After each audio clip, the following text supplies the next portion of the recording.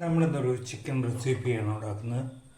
ഉരുളക്കിഴങ്ങ് ഇട്ടിട്ടുള്ള ചിക്കൻ കറി, ഉരുളക്കിഴങ്ങും ക്യാരറ്റ്.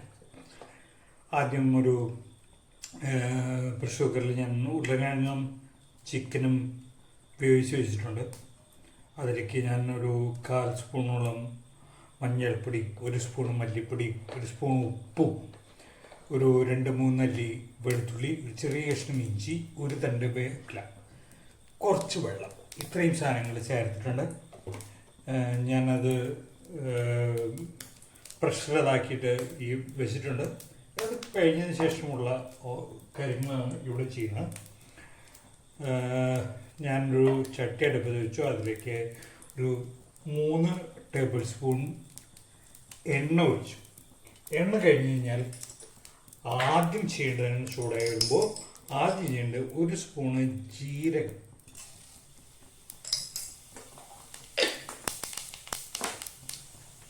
അതൊന്ന് പൊട്ടി വരുമ്പോൾ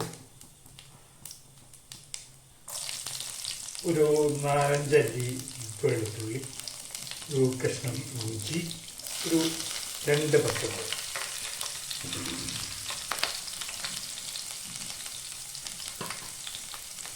ഒരു തണ്ട് വേപ്പില, ഇത്രയും ഇടുക.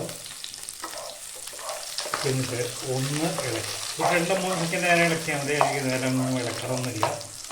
അതിനുശേഷം ഒരു സവോള, ഒരു മീഡിയം സൈസ് സവോള നീളത്തിൽ നേർമയായിട്ട് അരിഞ്ഞത് ചേർത്ത്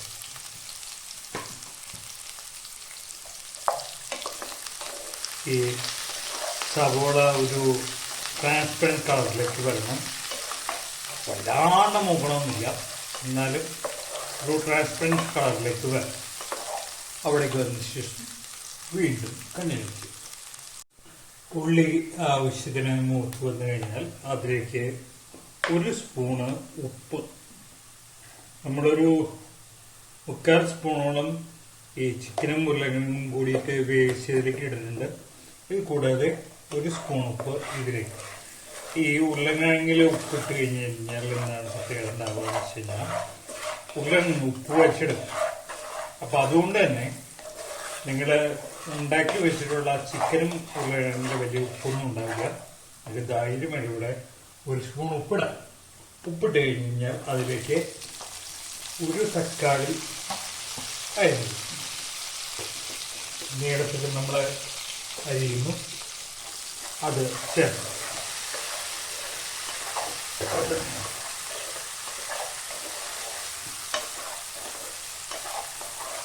തക്കാളി ഒന്ന് വെന്ത് വരണം. അതിന് വേണ്ടിയിട്ട് നമ്മൾ അടച്ചു വെച്ചിട്ട് വേവിക്കും.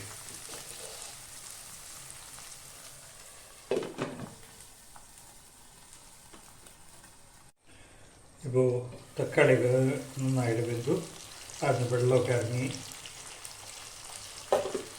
അത്യാവശ്യം വെള്ളമൊക്കെ ഇറങ്ങിയിട്ടുണ്ട്. ഈ ഒരു പൊസിഷനിൽ ഒരു ചെറിയ ക്യാരറ്റ് നീളത്തിലായിരിക്കും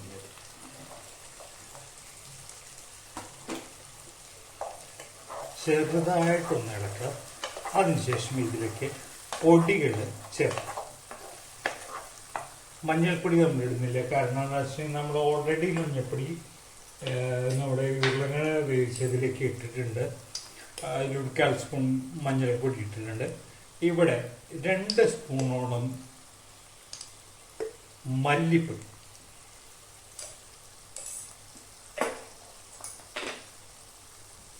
മല്ലിപ്പൊടി ഇട്ട ശേഷം നന്നായിട്ട് ഇളക്കുക.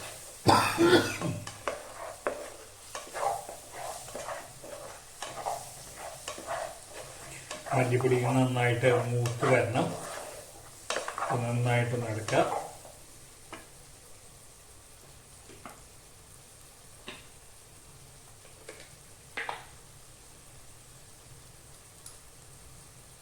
ഒരു 3/4 സ്പൂണോളം ഗരം മസാല,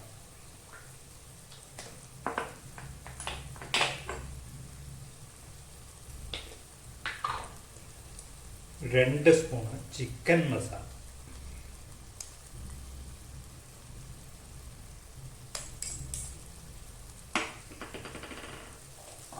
നന്നായിട്ട് ഇളക്കുക.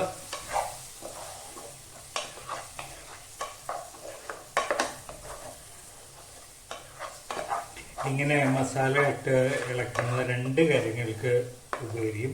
ഒന്ന്, വളരെ പെട്ടെന്ന് മസാല പൊടികളൊക്കെ മൂത്ത് കിട്ടും. രണ്ടാമത്, കറിക്ക് കുറച്ചുകൂടി രുചിയും ഉണ്ടാവും. ഒരു 2 സ്പൂണ് മുളക് പൊടി.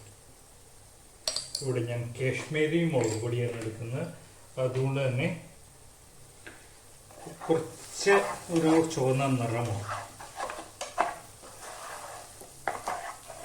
മുളക് പൊടി അവസാനം ഇടുക. കാരണം എന്താ വെച്ചാൽ മുളക് പൊടി പെട്ടെന്ന് മൂക്കുന്ന ഒരു സാധനമാണ്, അധികം നേരെ പിടിക്കില്ല. അപ്പം അതുകൊണ്ട് അത് ഏറ്റവും അവസാനം ഇട്ടാണ്. മല്ലിപ്പൊടിയാണ് നിങ്ങൾക്ക് നോക്കാൻ കുറച്ച് കൂടുതൽ സമയം എടുക്കുക. അതുകൊണ്ട് തന്നെ അത് ആദ്യം ഇതൊന്ന് ഇളക്കി വന്നു കഴിഞ്ഞാൽ ഇതിലേക്ക് നേരത്തെ തയ്യാറാക്കി വെച്ചിട്ടുള്ള ഉരുളക്കിഴങ്ങും അതുപോലെ ചിക്കൻ അത് ഉണ്ടാക്കാനുള്ള ഒരു വെള്ളം ഉണ്ടാവും. ഇതോടുകൂടി ഒഴിക്കാം. ചില ആൾക്കാർ ചോദിക്കും, എന്തിനാണ് ഇയാൾ ഈ ചിക്കൻ പ്രഷർ കുക്കറിൽ വേവിക്കണം? 2 കാര്യങ്ങൾ. ഒന്ന്, നന്നായിട്ട് വെന്ത് കിട്ടും എന്നുള്ളതാണ് ഒന്നാമത്തെ. രണ്ടാമത്തെ കാര്യം, ഇതിലെ വെള്ളം ഗ്രേവി ആയിട്ട് ഉപയോഗിക്കാം. സാധാരണ ഗ്രേവിക്ക് വേണ്ടി വെള്ളം, അത് ചൂടുവെള്ളമായാലും സാധാ വെള്ളമായാലും നിങ്ങൾ ഉപയോഗിക്കുന്നതിനേക്കാൾ രുചി ഉണ്ടാകും ഇങ്ങനെയുള്ള വെള്ളം. നന്നായിട്ടൊന്ന് ഇളക്കുക.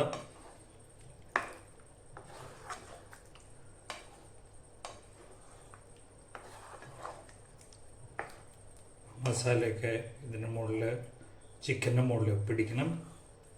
നന്നായിട്ട് ഇളക്കുക. അതിനുശേഷം ഇത് അടച്ചു വയ്ക്കും.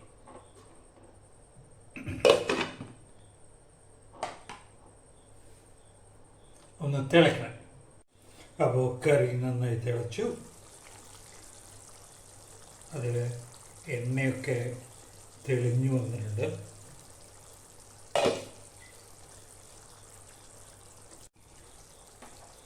തിളച്ചു വന്ന എണ്ണയൊക്കെ സൈഡിലേക്ക് വന്ന് നിങ്ങൾ ഇളക്കുമ്പോൾ കാണാം അത് നന്നായി കൊഴുത്തു, നല്ല കുറുകി കറി വന്നിട്ടുണ്ട്. ഈ ഒരു പൊസിഷൻ മതി, കൂടുതൽ ഭംഗിയാക്കാനൊന്നുമില്ല. ഇതിനകത്തേക്ക് ഒരു കഷ്ണം ബട്ടർ, കുറച്ച് മല്ലിയില,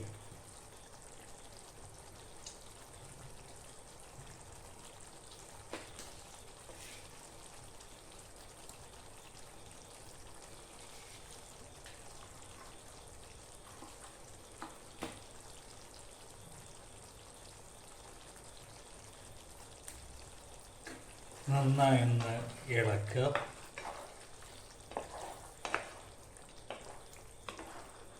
ബട്ടറൊക്കെ എല്ലാ ഭാഗത്തേക്കും ആവണം. കറി കൂടുതൽ സാധനങ്ങളൊന്നും ഉപയോഗിക്കുന്നില്ല. ഇങ്ങനെ കുറുകിയ ചാറോടുകൂടി ഇരിക്കുന്നതാണ് കറി. ഇതിലേക്ക് ഒരു 1/2 സ്പൂണോളം കുരുമുളക് പൊടി,